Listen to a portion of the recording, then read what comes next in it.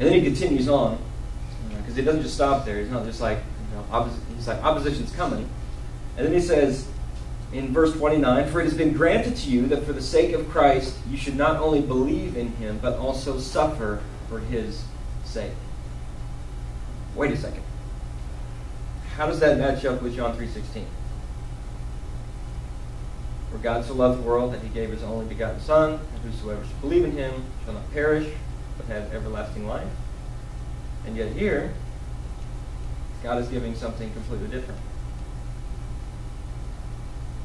He's giving part 2. He says, you still get salvation, but at the same time, it's been granted to you that you should not only believe in Christ, that you should not only trust in him, that he should not only become the foundation of your life, but that you should also suffer for his sake. This isn't, you get to choose one or the other. This isn't, if you like one, go ahead and go with that one. This is, you get both. It's coming. It has been granted to you. It's a gift from God that you will suffer for his sake. That you will suffer for the advancement of the gospel. Now, a lot of times, in churches, we don't get that part of the message. We get the John 3:16 version. Awesome, I'm in, this is great. And then something happens and we're like, maybe I just don't believe hard enough. Maybe I just don't have the right knowledge, or maybe things just aren't, maybe I didn't really believe in the first place, now I need to re-believe now, or I need to rededicate my life because I didn't get it right that time, and today I'm going to rededicate my life to God, and everything's going to be awesome. And then 2 years later, we're like, man, my life's really messed up, I need to rededicate my life to God again, and everything's going to be awesome. And whatever motions we go through to do that, you know, nailing something to a cross or throwing something in a fire that says, hey, this is my sin and I'm burning it up now and I'm not going to go back there. And then, it's like we've brought on this whole idea, a false idea of that we just get to come back and rededicate our lives and God's all happy with us again. And it's like God never left us in that. God's not like, come rededicate again. Please just come rededicate your life again. I'm really looking forward to that. God says, I love you. Just come to me. Let me live my life in you so that your life will be a beacon to others that they can come to me also. That Matthew 11 resonates in your life. Come to me, all you who are weak and wearied and heavy laden, and I will give you rest. When people look at your life, do they say, that person's just well rested? Not like that person just sleeps a lot, but that person, no matter what comes, financial instability, loss of a job, car wreck, physical injury, whatever it may be, that person just receive all that in just a completely in a way completely counters the way that I would do that. What is going on there? How do you do that? It's a big time challenge for us because Paul is saying it's coming. If it hasn't come yet, it's coming. The Philippian church have already seen it. They've experienced it plenty of times. Not only have they seen it themselves in their own lives, they saw it in Paul's life. Paul is not telling them anything that is contrary to what he's already demonstrated to them. His first time in Philippi, he shows up, he meets this girl named Lydia, they talk about the gospel, she receives it, she accepts Christ, she decides, I'm going to follow him, and almost immediately after, they're spending days walking around in Philippi, proclaiming the gospel, and there's this little slave girl walking around behind them, telling, you should listen to these people, listen.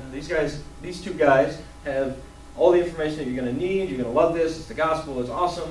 And Paul just turns around and says, all right, that's enough, cast the demon out of her, a spirit of divination, I think is what the ESV says, cast it out of her, and her slave owners are like, wait a second, we were making a lot of money from this girl. I mean, we were raking it in, and she was our tiny little slave prophet. Whatever she said was going to happen, it was awesome. And now we don't have that nice steady income. Here's the idea of response to suffering. They don't have that income anymore. Their response is, we're going to get those guys because they're making us suffer.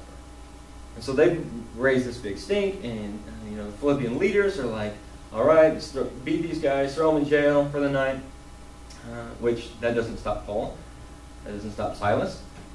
They're in chains, middle of the night, singing hymns, praising God, probably, chatting through the bars. Hey, do you guys know about this guy named Jesus? I met him face to face. He changed my life. Let me tell you about it. Oh, you don't want to hear about it? Too bad, because, I'm not shutting up. Just keep on proclaiming the gospel. It didn't matter. He said his response to suffering, and that's what he says further on in verse 30. But get my train of thought real quick. But the idea of our response, the idea of Paul's response, and he says it's been great. It was a gift. It was a gift that God had given so that the gospel might be proclaimed. Because when the chains fell off, when the earthquake happened, the chains fell off, the doors fly open, and the Philippian centurion or jailer or whatever they call him comes running in. He's like, oh no, everyone's gone. The doors are open. The chains are off everybody. I'm just going to have to kill myself because I'm as good as dead anyway. And Paul says, don't do it. We're all still here. We're all good. You're good. And his response in that is, wait a second. I'm wondering what his mental process was as he's kind of processing this whole thing of, wait a second. Everybody had a free opportunity to just get up and leave. In the middle of the night, probably not maximum security prison. It's probably just him. It doesn't say anybody else is there. It's like, wait, you guys are all still here? It's like, yeah. He's like, why are you guys still here? Hey, let me tell you about this guy named Jesus. He's the one who allowed this opportunity to happen. And salvation is not just coming to you. Salvation is coming to your house as well. Because you were here at an appointed time for Christ to intervene. The idea that even in the midst of suffering, Paul says, I will use whatever opportunity I have. Even if it means my own physical ill. Bring it on. It's a gift from God. Which is a hard thing for us to embrace. Because we like our air conditioning. I'm telling you, I love air conditioning. It's awesome. I don't have it in my car. That's really hard on, Pennsylvania summer afternoons. It's even harder in Oklahoma where it's been like 100 plus for the last 2 weeks.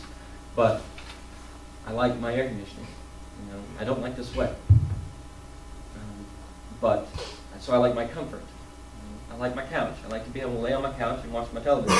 It's comfortable. I got to watch a baseball game this afternoon as I was, finishing up my last prep stuff for tonight. I enjoyed that. That was nice, especially because my team won. If you're a Phillies fan, I'm sorry. It was nice to see the Toronto Blue Jays win today. I enjoyed that. But we don't like the idea of suffering. We can't even wrap our minds around it because we've been sold this idea of whatever makes you happy, whatever makes you comfortable, get it. If you want the big screen TV, get the big screen TV. It'll look awesome on your wall. 2 years from now, you'll want a different one. Oh, your car's not good enough. You need this one. It's better. It's got a cooler logo on the front. Everyone's going to ooh and ah at you for maybe 6 months. Or they're going to laugh at you because your insurance is way too high. But we want to be comfortable. And so it's hard for us to wrap our minds around suffering that's taking place in countries like India and China and Africa. Africa's not a country, but continent of Africa. It's hard for us to understand that. And yet Paul says to a church that has seen his own suffering, that has experienced their own suffering, he said it's a gift from God. It's a gift. Receive it. Rejoice in it. As Paul says earlier in chapter 1, verse 18. What then? Only that in every way, whether in pretense or in truth, Christ is proclaimed, and in that I rejoice. Yes, and I will rejoice, because I'm in chains now, but I'm hoping that I'll be let loose, because I got more gospel proclaiming to do. It's good stuff.